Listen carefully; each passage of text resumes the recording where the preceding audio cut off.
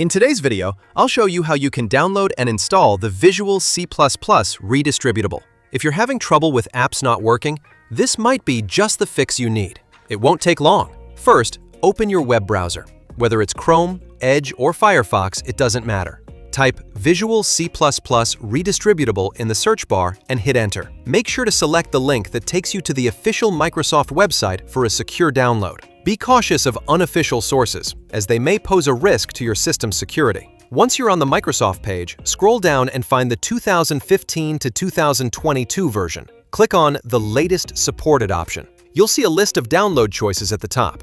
It's crucial to select the right one for your computer. If you're using a modern computer, you'll need the x64 version. Go ahead and click that to start the download. When the download finishes, open your Downloads folder and find the installer file. Double-click it to start the installation process. The setup will open. Just agree to the license terms, click Install, and grant admin permissions when prompted. Done! The installation will be over in no time, and you'll be ready to run any apps that depend on the Visual C++ Redistributable. You'll soon notice a significant improvement in your app performance.